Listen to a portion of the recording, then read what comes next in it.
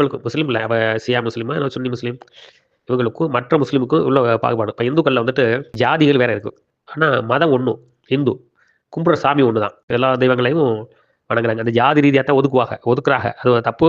ஆனா ஒதுக்குறாங்க. நாளடைவுல அது மாறிடும்னு நெனைக்கிறேன். நெறைய மாறிடுச்சு. இப்ப சில மாவட்டங்கள்ல இருக்கு. அது மாறிடும். ஜாதி ரீதியா. அப்படியே மாறினா கூட கோயிலுக்குள்ள போகக்கூடாது, கோயிலுக்கு வரக்கூடாது. அது உங்களுக்கு புரியுற மாரி சொல்லணும்னா, கொஞ்சம் பேர் கோயிலுக்கு மண்டபத்துக்குள்ள போவாய்ங்க, கொஞ்சம் பேர் வெளியில நிப்பாய்ங்க. இது ஜாதி அடக்குமுறை. அது சீராயிரும். ஆனா உள்ள இருந்தாலும், வெளியில இருந்தாலும் இந்துக்கள் அப்படித்தான் போகுது. இந்த முஸ்லீமுக்கு பாகுபாடு. அதாவது நீங்க சொன்ன அந்த முஸ்லீம். ஏன்னா சுன்னி முஸ்லீம், ஷியா முஸ்லீம் அந்த மத்தவங்களுக்கு தெரியல பாகுபாடு. ஆனா முஸ்லீம் தான். அது உங்களுக்குள்ள உள்ள இதுங்க வித்தியாசங்கள். இன்னொன்னு நான் சொல்லக்கூடிய இந்த மதங்கள் தோன்றதுக்கு விளக்கம் சொன்னீங்கன்னா, நான் கூட எனக்கு நிறைய படிச்சிருக்கேன். குர்ஆன் படிச்சிருக்கேன், பைபிள் படிச்சிருக்கேன், பகவத்கீதை படிச்சிருக்கேன், ராமாயணம் படிச்சிருக்கேன். எனக்கு தெரிஞ்ச கருத்துக்களையும் சொல்லி பரிமாறிக்கலாம். சரி, இதுல என்ன சரி தப்புங்கிறத. ஓகேயா? கொஞ்சம் என்னோட தெளிவா பேசி விடுங்க. முதலாவதாக இஸ்ரேல் நாட்டில் இருந்து கொண்டு இந்த கேள்வியை கேட்டுக்கொண்டிருக்கக்கூடிய என்னுடைய சகோதர சமயத்தை சார்ந்த முகம் தெரியாத நண்பருக்கு முதலிலே வாழ்த்துக்களையும் மற்றும் நன்றிகளையும் நான் தெரிவித்துக் கொள்கிறேன். நீங்கள் கேட்ட கேள்வியில் வந்து 2 விதமான கேள்விகள் அடங்குது. முதல் கொஸ்டின் என்ன அப்படின்னா, சுன்னத்து வல் ஜமாத் முஸ்லீம்களுக்கும் சுன்னா முஸ்லீம்களுக்கும் ஷியா முஸ்லீம்களுக்கும் உள்ள வித்தியாசம் என்ன அப்படின்னு கேட்டிருக்கீங்க. முஸ்லீம்கள் அப்படின்னு சொன்னாலே என்ன அப்படின்னா, அவங்களுடைய ரிலிஜன் இஸ்லாம் இல்லையா? மதம் வந்து இஸ்லாம். அந்த இஸ்லாம்ன்ற அந்த மதத்தில் பின்பற்றுகின்ற அத்தனை விஷயங்களும் இறைவனால் அங்கீகரிக்கப்பட்டு, இறைவனால் அப்ரூவல் பண்ணப்பட்ட, இறைவனால் சட்டங்கள் இயற்றப்பட்ட ஒரு மதம் அப்படின்றத அவங்க வந்து பிலீவ் பண்ணுறாங்க, நம்புகிறாங்க. முஸ்லீம்களாகிய நாங்கள் நம்புகிறோம். ஓரிரை கொள்கை அப்படிங்கிறதும் அதுதான். ஒரே இறைவன் அப்படிங்கிறதும் அதுதான்.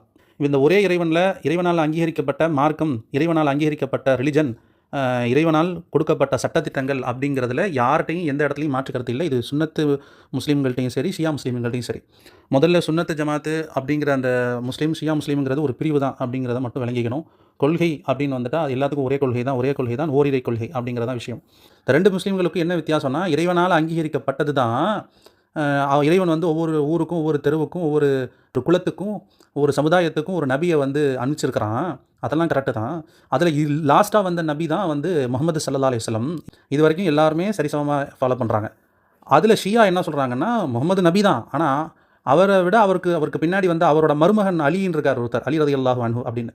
அவர் தான் வந்து என்ன பண்ணுறாருன்னா, அவர் தான் நபி ஆகுவதற்கு தகுதியானவர், அவர் நபியோட குடும்பத்தினர்களை உயர்த்தி பேசணும் அப்படின்னு இவங்களுக்குள்ளேயே இஸ்லாம் வந்ததுலேயும் இறைவனால் அங்கீகரிக்கப்பட்டதுலேயும் எந்த விதமான சந்தேகமும், திருக்குரானில் சந்தேகமும் எந்த முஸ்லீமுக்கும் கிடையாது. இதை வந்து என்ன பண்ணுறாங்கன்னா, பிற்காலத்தில் யகூதிகளில் ஒரு சமுதாயத்தை சார்ந்த யகூடாஸில் ஒருத்தர் வந்து என்ன பண்ணுறாரு, இஸ்லாத்தை வந்து இனிமேட்டு என்ன செய்ய முடியாது, கல்லை வணங்குங்க, சிலையை வணங்குங்க, படத்தை வணங்குங்கன்னா வணங்க மாட்டாங்க. அதனால் நம்ம என்ன செய்யணும், இவங்களுக்குள்ளே ஒரு பிரிவை ஏற்படுத்தணும் அப்படின்றதுக்காக அவன் என்ன செய்கிறான்னா, அவனால் உருவாக்கப்பட்ட ஒரு மதம், இஸ்லாத்துக்குள்ளே ஒரு பிரிவினை அப்படின்னு சொன்னால் அதுதான் குழப்பம், அப்படின்னு சொன்னால் அதுதான் ஷியா பிரிவு.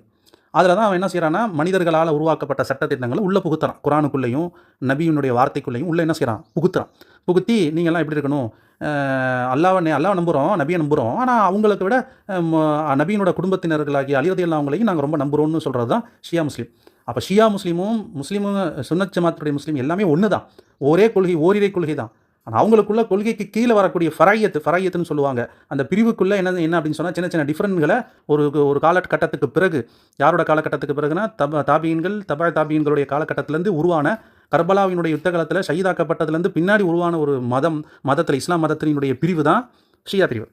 அந்த ஷியா பிரிவு கொண்டு இருக்கக்கூடிய நாடுகளில் நிறைய நாடுகளில் தான் ஈரானு, ஈராக்கு, அதே மாதிரி அதிகமான பீப்புள்ஸ் இந்த ஷியா பிரிவில் இருக்கக்கூடிய பீப்புள்ஸ் இருக்கிறனால அதில் பிரிவு மாதிரி உலக நாட்டுக்கு தெரியுது. பஹ்ரைனில் கூட ஷியாக்கள் இருக்காங்க, ஆனால் அங்கே கம்மியான ஷியாக்கள் இருக்காங்க பக்கத்தில் இருக்கிறனால பஹ்ரைன் நாட்டில். இதுதான் இதுக்கும் உள்ள டிஃப்ரெண்ட் வித்தியாசம். 2வது கேள்விக்கு வருவோம். உங்கள் கேள்விக்குள்ளே நிறைய கேள்விகள் இருந்தாலும் அதுலேருந்து புரிகிற விஷயம் 2வது கேள்வி தான். மதங்கள் வந்து எப்போ தோன்றுச்சு, விஷயம் என்னன்னா, மதங்கள் எப்போ தோன்றுச்சுன்னு உங்களுடைய கேள்விக்கு கொஸ்டினுக்கு பதில். அப்போது அதுக்கு வந்து ஒரே இறைவன் தானா இல்லை பல இறைவனா அப்படிங்கிறத தெரிஞ்சால் தான் நம்மளால் அதை விளங்கிக்க முடியும். இந்த உலகம் எப்போ தோன்றுச்சுன்னு விளங்கணும். அப்போ தான் வந்து மதங்கள் எப்போ தோன்றுச்சுங்கிறத நம்மளால் பிலீவ் பண்ண முடியும். உலகம் எப்போ தோன்றுச்சு, எப்போலேருந்து இந்த உலகம் இருக்குது அப்படிங்கிறத அதை நம்பினாதான், அந்த உலகத்தினுடைய மக்கள் எந்த கொள்கையை பின்பற்றியிருந்தாங்க, ஆரம்பத்தில் எப்படி இருந்தாங்க, என்ன பண்ணாங்க அப்படின்றது. அதை வந்து இஸ்லாம் வந்து ஒரு அழகான வழியை வந்து காட்டியிருக்குது. மற்ற மதங்களும் எல்லா மதங்களும் மதிக்கப்படணும், எல்லா மதங்களும் போற்றப்படணும், மாற்றுக்கிறது கிடையாது. இஸ்லாம் வந்து ஒரு அழகான தெளிவு வந்து இஸ்லாமியனுடைய அந்த வரலாற்று சுவடுகளில் இருக்குது அப்படிங்கிறத முதல் விஷயமா நம்ம சொல்லணும். இப்போ ஒரு தெய்வமாக பல தெய்வங்கள் இந்தியாவு நாட்டில், நம்மளுடைய இந்திய தேசத்தில் வணங்குறாங்க. ஒரே தெய்வம் கொண்டவங்களும் வணங்குறாங்க. தெய்வம் இல்லைன்னு சொல்கிறவங்களும் நாத்திகர்களும் நம்மளுடைய தேசத்தில் இருக்காங்க இல்லையா? இப்போ இந்த இஸ்லாம் கூறுகிற இறை கடவுள் கொள்கைக்கும் மற்ற சமுதாயத்தில் மற்ற மார்க்கத்தில் கூறுகின்ற இறை கொள்கைக்கும் என்ன வேறுபாடு அப்படின்னு தெரிஞ்சால் நம்ம ஈஸியாக வந்து என்ன செய்ய முடியும்னா, அதுக்கு ஒரு அழகான ஒரு உதாரணம் சொல்கிறேன். இந்த ஒரே இறைவன் தான் என்பதை எந்த விதமான ஐயம், திரிப்பு, கசடு, கலப்பு இல்லாமல் சொல்லக்கூடிய ஒரே மார்க்கம் இஸ்லாம் மார்க்கம் தான். மற்ற மதங்கள் பல தெய்வங்களை பற்றி அருமை பெருமைகளை எல்லாம் கூறினாலும் அவற்றை வணங்குவதையே அவர்கள் கடைபிடிக்கின்றார்கள். அந்த பல தெய்வங்களை வணங்குறதையே அவங்க வந்து என்ன செய்கிறாங்க, கடைபிடிக்கிறாங்க. ஆனால் உலகம் உட்பட அந்த சராசரத்தையும் படைத்து உணவளித்து பரிபாலித்து பாதுகாப்பது இந்த பல தெய்வங்களில் எந்த தெய்வம் என்று கேட்டால் பல தெய்வங்களை வணங்கக்கூடியவர்கள் ஒவ்வொருவரும் ஒவ்வொரு விதமாக பதிலளிப்பார்கள். ஒருவர் சொல்வதை மற்றொருவர் வந்து ஏற்றுக்க மாட்டார், ஒப்புக்கொள்ள மாட்டார். அப்படி தானே? அவர் சொல்லுவார், எனக்கு இந்த தெய்வம் பிடிக்கும், இந்த தெய்வம் தான் பாதுகாத்தது உலகத்தைன்னு சொல்லுவார். இன்னொருத்தர் சொல்லுவார், எனக்கு இல்லை இதை விட அது உயர்ந்தது அப்படின்னு ஒருத்தர் என்ன செய்வாங்க, கருத்து பரிமாறிக்கொள்வாங்க. இந்தியாவில் ஒரு சமுதாயம் இருக்கிறாங்க, ஒரு மார்க்கம் இருக்குது. அதில் வந்து படைச்ச கடவுளையே படைச்சவன் இன்னொரு இறைவன் அப்படின்னு சொல்லக்கூடிய அளவுக்கு இந்தியாவிலேயே பல மதங்கள் இருக்குது. எந்த மதத்தையும் நாம் இந்த சமயத்தில் குறைச்சி மதிப்பிடுறதோ எந்த மதத்தையும் குறை காண்றதோ முக்கியம் கிடையாது. ஆனால் அல்லாஹ் ஒருவனே படைப்பாளவன், அல்லாஹ் ஒருவனே உணவளிப்பவன், பரிபாலித்து பாதுகாப்பவன் என்று திருக்குரான், உலகத்தினுடைய பொதுமறை திருக்குரான் வந்து சொல்லுது. என்ன சொல்லுதுன்னா, அவன்தான் அல்லாஹ் தான் பூமியில் உள்ள யாவற்றையும் உங்களுக்காக படைத்தான். அவன் வானத்தை படைக்க கருதி அவற்றில் 7 வானங்களையும் அமைத்தான். யாவற்றையும் அவன்தான் நன்கு அறிந்தவனாகவும் இருக்கிறான் என்று சொல்லுது குரான். இது மாதிரி குரானில் நிறைய வசனம் வருது. அவனே வானங்களையும் பூமியும் முன்மாதிரி இன்றி படைத்தான். அவன் எதை படைக்க கருதி முடிவு செய்தாலும் அதனை ஆகுக குன் என்ற கூறிய வார்த்தை என கூறிய மாத்திரத்தில் உடனே அது ஆகிவிடும் அப்படின்னு 2வது அத்தியாயம் 117வது வசனத்தில் சொல்கிறான். வானங்களையும் பூமியையும் தக்க காரணத்தின் மீதே அவன் படைத்திருக்கிறான். அல்லாஹ்வே சகல பொருட்களையும் படைத்தான். அவனே சகலவற்றையும் பாதுகாப்பவன் ஆவான். இந்த அல்லாஹ் தான் உங்களை படைத்து போஷித்து பரிபாக்குவப்படுத்துபவனும். பொருட்கள் யாவற்றையும் படைத்தவன் அவனை தவிர வேறு இல்லை நாயன். ஆகவே அவனை விட்டு நீங்கள் எங்கும் மிரண்டு ஓடுகிறீர்கள். கேள்வி கேட்குறான் 40வது அத்தியாயம் 62வது வசனத்தில். இப்போ அல்லாஹ் வந்து ஒரே இறைவன் தான் அப்படின்றதுக்கு இது மாதிரியான சாட்சியங்கள் வந்து என்ன செய்யுது, குர்ஆனில் இருக்குது. ஆனால் பல தெய்வங்களை வணங்குவவங்கள்ட்ட போய் அவங்களுடைய வாதத்தை மெய்ப்பிப்பதற்கு ஏதாவது ஒரு திருமறையில் வேதத்தில் ஏதாவது ஒன்று இருக்குதா, இதில் இது போன்ற சாட்சியங்கள் வசனங்கள் ஏதாவது ஒன்று இருக்குதா, அல்லது வேதத்தில் ஏதாவது குறிப்பிட்டிருக்குதா, பல தெய்வ வணக்கம் செய்பவர்கள் இந்த வணக்கத்திற்கு ஆதாரமாக வேதம் ஏதாவது உண்டா என்று திருக்குரானே கேள்வி கேட்குது. யாதொரு வேதத்தை இதற்கு முன்னர் நாம் அவர்களுக்கு கொடுத்திருந்து அதனை அவர்கள் இதற்கு ஆதாரமாக, அந்த பல தெய்வம் வணங்குறதுக்கு ஆதாரமாக ஏதாவது வச்சிருக்காங்களா? இல்லை. அவர்கள் கூறுவதெல்லாம் நாங்கள் எங்கள் மூதாதியர்களை ஒரு வழியில் கண்டோம், அவர்களின் அடிச்சுவட்டை பின்பற்றியே நாங்கள் நடந்து கொண்டிருக்கிறோம் என்பதுதான் அப்படின்னு 43வது அத்தியாயம் 21 மற்றும் 22வது வசனத்தில் இறைவன் வந்து கூறுறான். இறைவன் கூறுறான்னு சொல்கிறது இறைமறைங்கிறது இறைவனுடைய கூற்று. இப்போ இதுதான் வந்து உண்மை. பல தெய்வங்களை வணக்கம் செய்பவர்களுடைய ஆதாரம் என்னென்னா, எங்கள் முன்னோர்கள் பல தெய்வங்களை கும்பிட்டாங்கள், நாங்கள் கும்பிடுகிறோம், அவ்வளோதான். ஆனால் அந்த கூற்றாவது உண்மையா இல்லையா அப்படின்னு பார்த்தா, இவர்கள் கூறுகிற மூதாதியர்கள் முன்னோர்களுக்கு முற்பட்ட முன்னோர்கள் ஒரே ஒரு இறைவனைத்தான் வழிபட்டிருக்கிறாங்க. இடையில் வந்தவர்கள் தான் பல தெய்வங்களை வணக்கத்தை புகுத்தி விட்டுருக்கிறாங்க. எனவே மூதாதியர்கள் முன்னோர்கள் வழியில் நடக்கிறோம் என்று பல தெய்வ வணக்குபவர்கள் கூறக்கூடிய விஷயத்திலும் என்ன இதில் உண்மை இல்லை. எப்படின்னா 2000 ஆண்டுக்கு முன்னாடி இருந்த வரலாற்றை பார்த்தா அப்போது வணங்கப்பட்ட தெய்வங்கள் இப்போது இல்லை, இப்போது வணங்கப்படுகின்ற தெய்வங்கள் அப்போது இல்லை. புது புது தெய்வங்களை நாள்தோறும் தோன்றிக் கொண்டிருக்கிறது. இந்த பல தெய்வங்களை கும்பிடுவதனுடைய அவை இருந்த கோவில்களும் பாழ்பட்டு விடுகின்றனர் என்பது அவர்களே கூறுகின்ற செய்தியாகும். இப்போ பல தெய்வங்களை வணங்கம் செய்பவர்கள் அவர்களுடைய கொள்கையில் உறுதியாக நிற்பவர்களா அப்படின்னா அதுவும் இல்லை. இப்போ எடுத்துக்காட்டாக இறைவனே இல்லைன்னு சொல்ல நாத்திகர்கிட்ட போய் நீங்கள் போய் இறைவன் இருக்கிறான்னு வாதிடுங்க, அவங்க சேலஞ்ச் பண்ணி அவங்கள்ட்ட நிரூபிங்கன்னு சொன்னால், அதுக்கு வாதிடும்போது அவங்க எப்படி அவங்க வாதத்தை தொடங்குவாங்கன்னா, இந்த பூமியை படைச்சது யார், அண்ட கோலங்களை படைச்சது யார், உயிர்களுக்கு உணவளித்து பரிபாலித்து பாதுகாப்பது யார் என்றெல்லாம் என்ன செய்வாங்க, கேள்வி எழுப்புவாங்க. இப்போ இதையெல்லாம் செய்கின்ற ஒரு பெரும் சக்தி உண்டல்லவா என்று தான் அவங்க கேட்பாங்க. அப்படி தானே? இதையெல்லாம் செய்கின்ற 2 சக்தி உண்டு அல்லவா, 3 சக்தி இறைவன் உண்டு அல்லவா அப்படின்னு அவங்க கேட்க மாட்டாங்க. ஒரு நாத்திகர்கிட்ட போய் நீ நிரூபின்னு சொன்னாலுமே என்ன சொல்லுவாங்கன்னா, ஒரு சக்தி இருக்கு இல்லையா அப்படின்னு ஒன்றை தான் சொல்லுவாங்க. இப்போ ஏன்னா நாத்திகத்தையும் வாதத்தால் மடக்கி உண்மையை உணரச் செய்கிற சக்தி ஒரே இறை தத்துவத்திற்குத்தான் இருக்கிறது, பல தெய்வ தத்துவத்திற்கு இல்லை. அப்போ அந்த பல தெய்வ வணக்கவாளர்களிடத்தில் நாத்திகர்களிடம் கேட்கிற கேள்வியை அவர்களிடமே நாம் திரும்ப கேட்டால் அவங்க வந்து இப்போ என்ன சொல்லுவாங்க, புரியுதா உங்களுக்கு? 10வது அத்தியாயம் 31வது வசனத்தில், நபியே நீர் அவர்களை நோக்கி வானத்திலிருந்து பூமியிலிருந்து உங்களுக்கு ஆகாரம் அளிப்பது யார், உங்களுடைய பார்வைக்கும் கேள்விக்கும் உரிமையாளன் யார், இறந்தவற்றிலிருந்து உயிருள்ளவற்றையும் உயிருள்ளவற்றிலிருந்து இறந்தவற்றையும் வெளிப்படுத்துபவன் யார், உலகில் எல்லா காரியத்தையும் திட்டமிட்டு நிகழ்த்துபவன் யார் என்று கேட்பீர்களானால் அதற்கு அவர்கள் அல்லாஹ் இறைவன்தான் என்று கூறுவார்கள். அவ்வாறாயின் நீங்கள் அவனுக்கு பயந்து வழிபட வேண்டாமா என்று நபியை நீங்கள் கேளுங்கன்னு சொல்கிறான். இப்போ இதெல்லாம் வந்து திருக்குறானில் நபிகள் நாயகத்தை பார்த்து பல தெய்வ வணக்கவாளர்கள்ட்ட செய்வங்கள்ட்ட கேட்ட கேள்வியை அல்லாஹ் கேட்க சொல்கிறான். நடைமுறையில் கூட பல தெய்வங்களை வணக்கம் செய்யக்கூடிய அந்த மக்கள் துன்பம் கஷ்டம் ஏற்பட்டுச்சுன்னா, குடும்பம் அவங்களுக்கு இழைக்கப்பட்டா அவங்க சொல்லுவாங்க, ஆண்டவன் ஒருத்தன் இருக்கிறான், அவன் பார்த்துக்கொள்வான் என்று தான் கூறுவாங்க, முறையிடுவாங்க.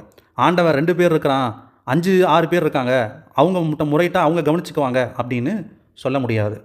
அப்போது இதையே திருக்குரான் வந்து என்ன சொல்லுது 16வது அத்தியாயம் 53வது வசனத்தில், பின்னர் ஏதாவது ஒரு துன்பம் உங்களுக்கு தொட்டு விட்டால் அவனிடமே அதை நீக்குமாறு நீங்கள் முறையிட முடியும். ஒருத்தன்ட்ட தான் முறையிட முடியும். இப்போ இன்னொரு விசித்திரமான பல தெய்வக்காரர்கள் இருக்கிறார்கள்.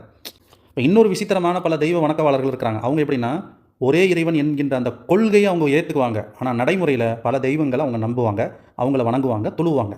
இப்போ திருமந்திரம், திருமூலர், ஒருவனே தேவன், ஒன்றொன்று இரு, தெய்வம் ஒன்றென்று இரு அப்படின்ற பாடல் வரிகள்லாம் அந்த விஷயத்தை உணர்த்தும். இப்படிப்பட்ட பாடல்கள் எல்லாம் பாடுவாங்க. ஆனால் நடைமுறையில் பல தெய்வங்களை வழிபடுவார்கள். எல்லா மதத்திற்கும் இப்படிப்பட்ட கொள்கை குழப்பத்தில்தான் இன்று வரை இருக்கிறான். ஆனால் ஒரே இறைவன் ஒரே நாயன் என்பதில் இஸ்லாம் மட்டும்தான் ஆட்டம் காணாமல் அசைவு அற்ற நிலையில் இன்றளவில் இருக்கிறது. கொள்கையிலும் ஒரே இறைவன், நடைமுறையிலும் ஒரே இறைவன் என்பதை தெளிவாக திண்ணமாக உரைத்து கூறுகிறது இஸ்லாம். ஒரே இறைவனை வணங்குவோம், உங்கள் இறைவன் ஒருவன்தான் திருக்குரான் பேசுது. அவனை தவிர வேறு இறைவன் இல்லை, அல்லாஹ் அவனை தவிர வேறு இறைவன் இல்லை, வணக்கத்துக்குரியவன் இறைவன் தான், அல்லாஹ் ஒருவன் தான், ஒரு இறைவனை தவிர வேறு இறைவன் இல்லை, வணக்கத்துக்குரியவன் நிச்சயம் அவன் ஒருவன் தான். இப்போ இஸ்லாத்தில் உள்ளவங்களும் என்ன சொல்கிறாங்கன்னா, இறைவன் ஒருவன் தான். அப்போ இறைவன் அல்லா நீ அதை சொல்கிறீங்கன்னா, இறைவன் ஒருவன் தான் குரானில் சொல்கிறான் இல்லையா? அந்த ஒரு இறைவனுடைய பேர் அதிகமாக சொல்லப்படுறது அல்லான்னு சொல்கிறான். அதனால் நம்ம என்ன செய்கிறோம், அல்லாஹ் தான் அந்த ஒரு இறைவன் அப்படிங்கிற அடிப்படையில் அந்த ஒரு இறைவன் நம்ம சொல்கிறோம். இது மாதிரி நிறைய வசனங்களை திருக்குரான் நெடுகிலும் பார்க்க முடியுது. அப்போ விஷயம் என்னென்னா, ஒரு இறைவன் தான் அப்படிங்கிற நம்பிக்கையை இஸ்லாம் ஆழ் மனதில் பதிய வைத்து மதங்களினுடைய தோற்றுவிப்பதற்கு அதுதான் மூல காரணமாக இஸ்லாம் அமைத்திருக்கிறது. திருக்குரான் அதை வலியுறுத்தி சொல்கிறது. திருக்குரான் சொல்லப்பட்ட அத்தனையும் இறைவனுடைய வார்த்தைகள், இறைவனால் அப்படியே இறக்கப்பட்ட வஹீகள் என்று இஸ்லாமியர்கள் நம்புகிறார்கள். அதற்கான சான்றுகள், வரலாற்று சுவடுகள் வழிநெடுகிலும் நம்மால் பார்க்க முடிகிறது. அதுபோல வழித்தோன்றர்கள், அதாவது இஸ்லாத்தில் சொல்லப்பட்ட அந்த வரலாற்று சுவடுகள் போல எந்த மதங்களிலையும் எந்த கோட்பாடுகளையும் நம்மளுடைய அந்த தொடர்ச்சி இருப்பது இல்லை. அவ்வளோதான். அப்போ திருக்குரானில் உள்ள இத்தகைய ஏராளமான வசனங்கள் இறைவன் ஒருவன்தான் என்பதை வலியுறுத்தி கூறுகின்றதுனால தான் இறை கொள்கையில் தெளிவும் உண்மையும் கம்பீரமும் உடையதாக இஸ்லாம் இன்றளவில் இருக்கிறது. ஒருத்தனை மட்டுமே கருதி சிரத்தை சாய்த்து வணங்கி இரு கரங்களை ஏந்தி அந்த ஒருத்தனையே இறைஞ்சி வாழ்பவர்கள் தான் முஸ்லீம்கள். இதுதான் விஷயம். அப்போ மதம் எங்கே தோன்றுறதுன்னா, இந்த ஒருத்தன் தான் ஒரே ஒரு நபியான ஆதமை படைக்கிறான். அந்த ஆதம் தான், அந்த ஆதமுடைய மக்கள் தான், வழித்தோன்றல்கள் வந்தவர்கள் தான் இந்த உலகத்திலே வந்த அத்துணை மக்களும் என்பதை நாம் புரிந்து கொள்ள வேண்டும். அவர்களிலிருந்தே அந்த ஒருவன் ஒரே ஒரு மனிதனை படைக்கிறான். அந்த மனிதன் அவனுடைய தோன்றல்கள் மூலமாக இந்த உலகத்தினுடைய பிச்சலங்கள் உருவாகிறார்கள். இத்தனை கோடி மக்களும் அந்த ஒருவனிலிருந்து தான், ஒரு மனிதனிலிருந்து தான் படைக்கிறான். அதனால்தான் அந்த வழித்தோன்றல்களில் பல பிரிவுகளாக, பல சமயங்களாக, பல மதத்தினவர்களாக அவர்களிலேயே உருவாகி இன்றளவில் பல கோட்பாடு உடையவர்களாக, பல சமுதாயம் உடையவர்களாக மக்கள் ஆகி போனதற்கு காரணம் அதுதான். இப்போ மதம் எப்போ தோன்றுச்சுன்னா, கிமு கிறிஸ்துவ பிறப்புக்கு முன். அப்படின்னு கிறிஸ்துவ பிறப்புன்ற அந்த கிறிஸ்துவர் என்று சொல்லக்கூடிய இயேசு கிறிஸ்துவே இறைவனால் அனுப்பப்பட்ட ஒரு நபி என்று இஸ்லாம் சொல்லுகிறது. அதே போல் யகூதிகளாக இருக்கிறாங்களே, அப்போ அந்த யகூதிகளுக்கு அனுப்பப்பட்ட நபி இருக்காங்களே, அவர்களும் மூசா அப்படின்னு சொல்லுவாங்க, மூசா அலைஹிஸ்ஸலாம், அவரும் ஒரு நபி, இறைவன் ஒருவன் தான் என்று சொல்ல வந்த ஒரு நபி தான். அந்தந்த காலகட்டத்திற்கு தோதுவாக ஒவ்வொரு நபிமார்களை இறைவன் என்ன செய்யறான், ஒவ்வொரு தெருவுக்கு, ஒவ்வொரு நாட்டுக்கு, ஒவ்வொரு சமுதாயத்துக்கு அனுப்பி நேர்வழிக்காக அனுப்புகிறான். இறைவன் அவன் நேரடியாக சொல்லலை, நேர்வழி பெற்றவர்களை நீங்கள் போய் சொல்லணும் என்னுடைய பிரதிநிதியாகன்னு சொல்லி அனுப்பி, அதில் இறுதியாக வந்தது தான் முகமது நபி ஸல்லல்லாஹு அலைஹி வஸல்லம். அவங்க இது என்ன பிரச்சனைனா, உலகம் எங்கிலும் இருக்கக்கூடிய அநேகமான மதங்களில் இந்த முகமது நபி வந்ததை வேறொரு வழித்தோன்றல்களில் வேறொரு குடும்பத்திலேருந்து வந்ததை யகூதிகளால் தாங்க முடியல. ஏன்னா யகூதிகள்கிட்ட தான் அதிகமான நபிகள், பனி இஸ்ரவேலர்கள்ட்ட தான் அதிகமான நபிகள் என்ன செய்திருக்காங்க, வந்திருக்கிறாங்க. இப்போ அதிகமான நபிகள் வந்ததுனால எங்களுடைய சமுதாயத்தில் இருந்து தான் நபி ஒருத்தர் வருவார், அவர் வேறொரு சமுதாயத்தில் வந்தவர்னா அவர் நாங்கள் நபின்னு ஏற்றுக்க மாட்டோம்னு சொல்லி தான் யகூதிகள், நசரானிகள் என்ன செய்கிறாங்க அப்படின்னு சொன்னால், அந்த இஸ்லாமினுடைய எதிர்ப்பு அவங்கள்ட்ட இருந்துக்கிட்டே இருக்குது அப்படின்றத நம்மளால் பார்க்க முடியுது. இப்போ மதம்ங்கிறது எப்போ தோன்றுச்சு அப்படின்னு சொன்னால், எப்போ எல்லாம் சத்தியத்தை சொல்லக்கூடிய நபிமார்கள் இந்த சமுதாயத்தில் வராமல் அவங்களுக்கு பிறகு அவங்களுடைய காலத்துக்கு பிறகு மக்கள் அப்படியே தங்களோட சிந்தனை போல வாழணும்னு ஆசைப்படுறாங்களோ அப்போ எல்லாம் என்ன செய்கிறது, வெவ்வேறு மதங்கள் புது புது மதங்கள் புது புது ரூபத்தில் அவங்களுக்கு தோதுவான ஆட்களுடைய சிலைகளை முகத்த பாவனையை அப்படியே அவங்க செஞ்சு அவங்கள வணங்க ஆரம்பிக்கிறது. எங்களுக்கு நீங்கள் தான் கடவுள், எங்களுக்கு நீங்கள் தான் சாமி, எங்களுக்கு நீங்கள் தான் வழிகாட்டணும். ஏன்னா நீங்கள் இந்த உலகத்தில் வாழும்போது நேரானவர்களாக சரியானவர்களாக பல விஷயங்களை அனுபவ ரீதியாக நீங்கள் வாழ்ந்திருக்கீங்க, நீங்கள் தான் எங்களுக்கு வழிகாட்டணும்னு அவங்க இறந்ததுக்கு பிறகு நம்பக்கூடியவர்களாக உருவாக்கப்பட்டது தான் இந்த மதம் கோட்பாடு அத்தனையும். அப்போது இஸ்லாம் தான் மதங்களிலேயே துல்லியலான மதமாக பார்க்கப்படுகிறது. எத்தனாயிரம் நபிமார்கள் வந்திருக்காங்க? 1,00,000க்கும் மேற்பட்ட நபிமார்கள் வந்திருக்காங்க. குரானில் 25 நபிமார்களுடைய பெயர்கள் தான் வந்தாலும் கூட 1,00,000க்கும் மேற்பட்ட நபிமார்கள் வந்திருக்காங்க. அப்போ இஸ்லாம் தோன்றுவித்த காலம் எப்போனே சொல்ல முடியாது. ஏன்னா அதற்கு கணக்கே இல்லை. கிமுக்கு முன்னாடி எத்தனாயிரம் வருடங்கள், பல லட்சம் வருடங்கள் ஆகியிருக்கு இஸ்லாம் தோன்றி என்பதை மட்டும் நம்மளால் விளங்க முடியும். இப்போ கொண்டு வந்தது 1400 வருடங்கள் ஆச்சு. ஏன்னா இந்த நபியை, இவருடைய வருகைக்கு பிறகு முந்தைய எந்த நபியினுடைய கலாச்சாரத்தையும் முந்தைய எந்த சமுதாயத்தினுடைய கலாச்சாரத்தையும் நாம பின்பற்றக்கூடாது அப்படின்னு இஸ்லாத்தில் சொல்லப்படுறதுனால, இஸ்லாத்தில் வந்தவங்க தான் மூசா நபி, யஹூதி. கிறிஸ்தவர்கள் இஸ்லாத்தில் இருக்கிறவங்க தான். ஆனால் அவங்க எப்போ நபிக்கு வந்ததுக்கு பிறகு நபி எங்கள் சமுதாயத்தில் தான் வரணும், வேறு சமுதாயத்தில் வரக்கூடாதுன்னு பார்ஷியாலிட்டி பார்த்து அவங்களே பிரிஞ்சுக்கிட்டாங்க. ஆனால் உண்மையை மறுத்து பொய் பக்கம் அவங்க சாஞ்சிட்டாங்க. இப்போ இந்த சுன்னத்தில் வந்தவங்க தான் நபி ஸல்லல்லாஹு அலைஹி வஸல்லம் அவங்களை பின்பற்றி உண்மை மார்க்கத்தில், இஸ்லாம் மார்க்கத்தில் இருக்கக்கூடியவங்க இவங்க நம்புகிறாங்க. அப்போது மதங்கள், கோட்பாடுகள், ரிலிஜன், ஆன்மீகம் என்பது எல்லாமே அந்த மக்கள் மனிதனாக மனிதநேயத்தோடு வாழ வைப்பதற்காகத்தான் உருவாக்கப்பட்டது. சரியானவனாக, இரக்கமுடையவனாக, மனிதநேயத்தோடு ஒரு சீரானவனாக, ஒரு பக்குவப்பட்டவனாக வாழ வைப்பதற்காகத்தான் இந்த ரிலிஜன் எல்லாம் தோன்றிச்சு அப்படின்றத மட்டும் நம்ம விளங்கிக்கிட்டு, லக்கும் தீனுக்கும் வலியதீன், அவங்கவுங்க மார்க்கம் அவங்களுக்கு அப்படின்றத விஷயத்தை ஆழ்மனதில் ஏற்றிக்கொண்டுட்டு நாம் சரியான மார்க்கத்தின் பிரகாரம் நாம் நடக்கணும். எல்லா மதங்களும் எல்லா கோட்பாடுகளும் மனிதனை பக்குவப்படுத்த தான் வந்திருக்குது. எதுவும் எந்த மதத்தையும் எந்த ரிலிஜனையும் யாரும் எந்த சமயத்திலையும் குறை கூறக்கூடாது அப்படின்ற விஷயத்தை மட்டும் ஆழமாக இஸ்லாம் சொன்ன அந்த விஷயத்தை ஆழமாக பதிய வச்சுட்டு விடைபெறுகிறேன். நன்றி.